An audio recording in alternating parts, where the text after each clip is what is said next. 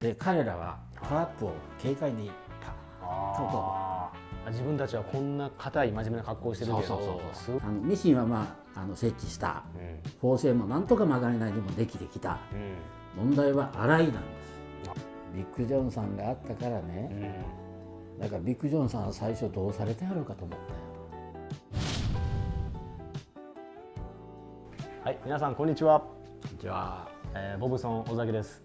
今回はボブソンのレジェンド工場長今井さんにお越しいただきましたありがとうございます。今井さんどうも今日はありがとうございます。早速ですけど今井さん、ボブソンに入社されたのはいつぐらいですか？昭和31年3月ですね。昭和31年3月。中学校出てです。ああ、じゃあ31年1956年ですか？西暦で言われるとちょっとね多分そのあたりなんですよ。中学校卒業されて当時の山尾被服工業ですか？そうですね。まさに学生服しながらそこから多分50年ぐらいボブソンにいらっしゃって50数年ですね。で多分本当に日本がジーンズブームが始まって、ジーンズがやってくる時代をまさにジーンズが日本に、その前にねいわゆるマンボ、でシャツなんかでも横縞のね、髪は短く刈り上げて、細いマンボというねパンツ一世を風靡しましたね。でそれがやっぱり日本の、そういったところがあったからすぐその日本のマーケットを拡大できたのかもしれないですね。ジーンズブームが始まる前にマンボウというパンツが流行ってた。じゃあ今井さん改めてその日本にジーンズが当時広がっていった背景とか今井さんから見た時どんな印象だったか教えてもらっていいですか？そうですね、昭和39年に東京オリンピックが開催されましたよね。でそのオリンピックに向けていろんな産業が新しいものに手がけたんですよ。でその中の一つにカラーテレビ、それまで白黒だったんだけどカラーテレビで、それがその一般家庭にほとんど東京オリンピックを見なきゃいかんということも相まって需要が高まったんですよね。でそこへね海外の選手団が飛行機のタラップからね軽々とこう降りてきた。その時の服装というのがね、そのジーンズ、みんなジーンズ、男女老若男女みんなジーンズで何も持ってない。もちろん飛行機の中からだけど、で、日本の当時のファッションって、背広にネクタイに、それで後ろにタオルをぶら下げて。タオル？そうですか。そうよ。ほんで革靴履いて、ね、女性はパンプス履いて、疲れるやない、動けんやない。で彼らはトラップを軽快にパーッと自分たちはこんな硬い真面目な格好をしてるけど、すごい爽快に降りてきて解放されたようなファッション。まさにアメリカって感じですよね。そう自由で。自由ね。それに憧れたんや。カラーテレビでその映像をみんな見て。みんな見たんや。ニュースでも何でも見たんや。トピックスもあったでしょ。だからそこのところはやっぱりね、非常にその今後のその結果としてジーンズを取り入れた特にビッグ・ジョンさんね、ものすごい追い風だったと。今井さんも当時それを見て、やっぱジーンズはこれから広がるなって感じました？思ってましたね。でそれまではさっき言いましたマンボですよね。でも今後はジーンズやなと。今井さんそのボブソンの本当に最盛期の工場を見られてきて、多分いろんなご経験されたと思うんですけど、やっぱりそのジーンズブームが来た時とか、それこそ日本のマーケットが大きくなった中で、その工場長されてて、一番その大変だった時代っていつぐらいだったか。いや、私はね、自分が工場長になった時よりも、もちろんそこも大変な苦労でしたけども、ジーンズがスタートした時の苦労の方が、苦労だったね。それは初めてじゃないですか、日本でそのジーンズを作るということが。でそれはね、同じ縫製なんだけど、まず素材がこういうね、薄いペラペラのそのワーキングあるいは学生服からですね、いきなし14オンスなんですよ。だからね、14オンスってめちゃめちゃ分厚いですよね。だからね、ミシンは使えるミシン1台もないわけですよ。でそれ全部変えなきゃいけない、ジーンズ仕様に。まずミシンをどっから買うか、どのミシン使うかからのお話ですもんね。とにかくジーンズって、ほとんどね、特殊ミシンって言われる。そのいわゆる大股っていうね、股を巻き縫いで縫うとか、裾を縫うとか、それから山はぎをこの後ろのはぎね、これを取り付けるとか、それでワンライン1億ぐらいかかるんです。1億？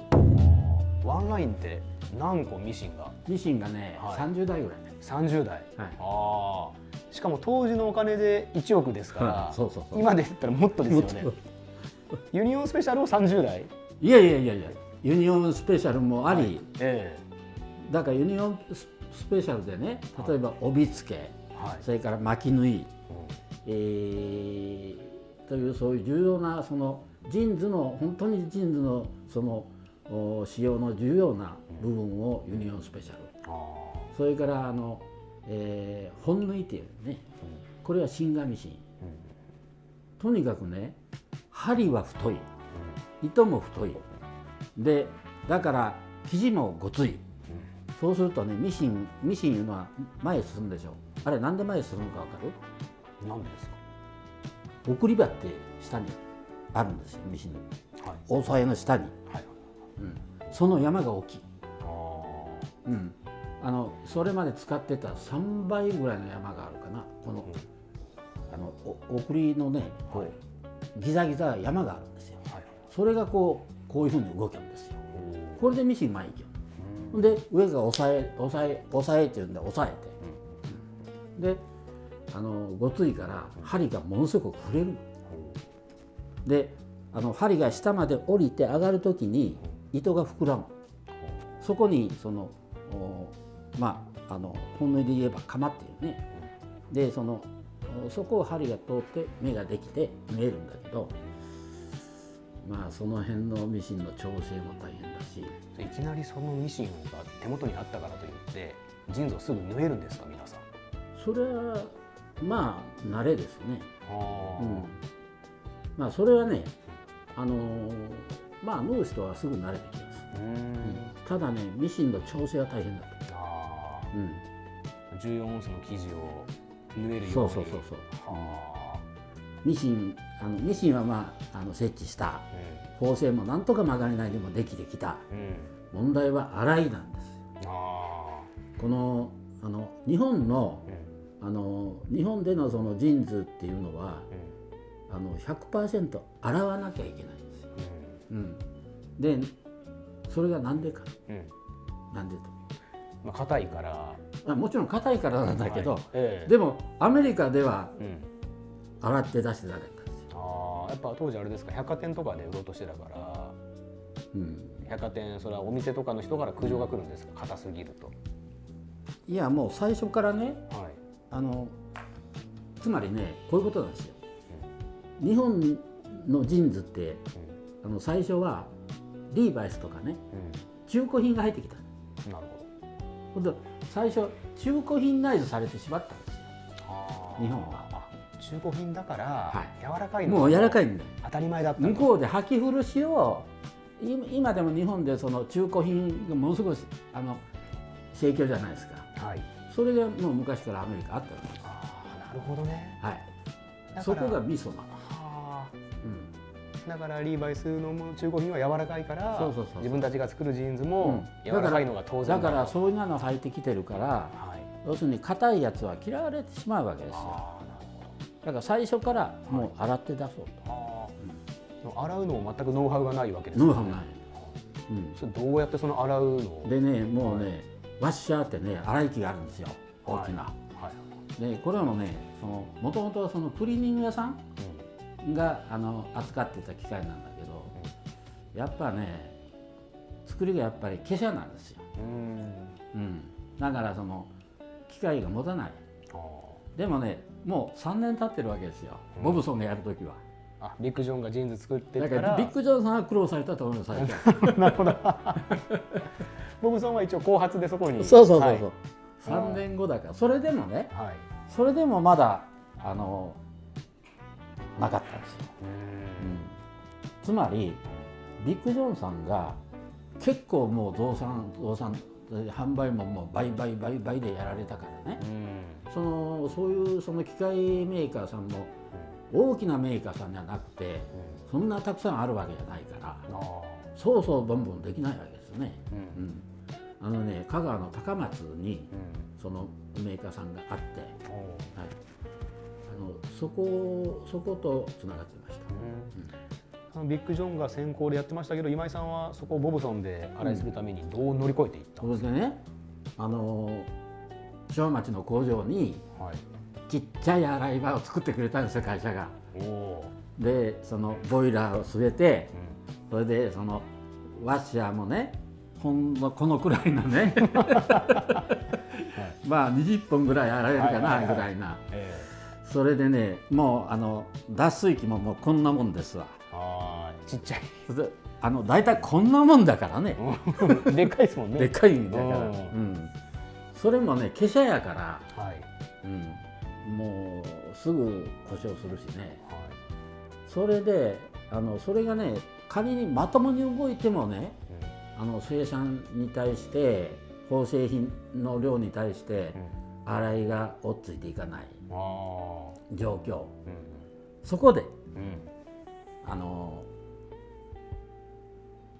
ビッグ・ジョンさんに、私も、もうダメ元で話しに行ったんですよ。もう高校で、もうとにかく当たるとこは全部当たったと、もうクリーニング屋さんもね。だからビッグ・ジョンさんがやってくれてるその玉野のクリーニング屋さんも100本だけは受けてくれましたと、でもそれ以上はもうビッグ・ジョンさんの顔があるから、それはとても無理やと言われたし、で我が社の設備24時間動かしても、もうビビたるもんやと作るのが。小さい馬車ですもんね、ボブソンのは。でなんとかお宅の設備を貸していただけんやろうかと言うて、お願いに上がったんですよ。そしたらね、今井さん6時以降ならいいよと。じゃあビッグ・ジョンの稼働が終わった。ビッグ・ジョンの稼働は6時に終わらせるから、もうこれから毎日その6時に来たらもう必ず、止めるから、そこから使ってって言われて、ありがとうございます言って帰ってね、でその計算して6時から300本毎日洗いたいわけですよ。これは洗って、それあと全部乾燥まで済んで掃除する言ったら12時やなって、なるほどいう計算をして、私一人じゃどうにもならんし、でその営業関係の人をね、毎日入れ替わり立ち替わり応援体制をね、一人連れて行って、毎日300本。これは戦力になりましたよ。今田さん、普通の仕事が終わった後、ジーンズを持ってビッグ・ジョンに行って、そこからずっとワッシャーかけて洗うわけですか。ほんでもう約いくらか前後はあるけど、約12時。10時ね。12時。でもうそれはもう刈り取んだからきれいに掃除もして、であくる朝何の文句も言われんようなことだけにはして、ほんで帰らんとあかんからね。それでね、まあ私は自分は責任者だし、丸尾さんのその設備借りてるわけだから、だから他の人に任すわけにいかない、だから私は毎日こう、で今井さんは当然ね責任ある立場だからですけど、借り出される営業もね夜中の12時まで毎回一緒に、まあそれはね、たまんないですけどね、営業からしたら。いやそれはね、そのことによって商品が供給できるわけだ。自分たち売れる商品が増えるから一緒に付き合うぞと。そういう人を私選んだ。もうじゃあ気概のある営業マンを何人か選んで、要するにもう部外者やったらそう言われるよ。ね、で直接営業につながってる人だから。そっか。そこ大事ですね。やっぱ自分のちゃんと売り上げになるから、モチベーション高いやつを選んで、夜中の12時まで一緒に300本洗うと、それをすぐボブソンに持って帰って、で検品して出荷して、それもう毎日ですか、それ。土日関係なくずっと毎日。土日は休んだ。いや土曜日は休んでてほしいです。土曜日は仕事します。昔は土曜日もありましたもんね。日曜だけ休んだ。平日もだって普通に日中の時間は通常業務してるわけですもんね。当然自分の仕事してるんですよ。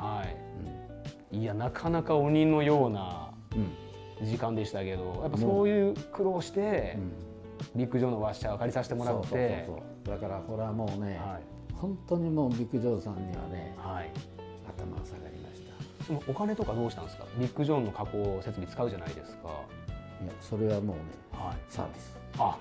もうタダで使っていいぞと、めちゃめちゃ男気ありますね。それはすごいや。当時ビッグジョンさんって、もうウハウハだ本当にもうジーンズ時代の先駆者ですから、そりゃもう笑いが止まらなかったから、夜の時間帯ぐらい貸してやってもいいぞと。いやでもやっぱそれでもこう愛情を感じますね。ですよね。それはね、本当にね、ビッグジョンさんがあったからね、なんかビッグジョンさんは最初どうされてやろうかと思ったよ。そうっすよね。その設備を買うことすらも多分すごい大変だったと思いますし、確かにね、そういったその中古品もいくらかあるのはあったんですよ。中古品をアメリカから入れてきていう業者もいることはいた。その生地とかは当時問題なかったんですか？それは問題ない。まだ日本のクラボーさんが作る、クラボーさんがメインだからね。でクラボーさんからリンゴの方の織物さんとかね。ちゃんと生地はメイドインジャパンだったから、ある程度クオリティは。だからやっぱり一番問題だったのは織ることより染めだろうね。染めですか。生地屋さんはね、染色をする。そうですよね。あれがね、いわゆるその、あれ何言ったかな、いわゆる染料の中つけて、揚げて、空気に触れさせて、それをその何回するかによって濃さが決まってくる。なんか噂ではKD8 っていうクラボーデニムの初めの生地、あれが8回染色するからって聞いたんですけど。そうやね。だから一番少ないんで6回からスタートして、で一番多いのが12回。それはね、もう黒くなる。12回もやったら黒くなるんですか？色がもう黒に近くなる。ブルーなんだけどね。だから黒じゃない。黒に近いブルー。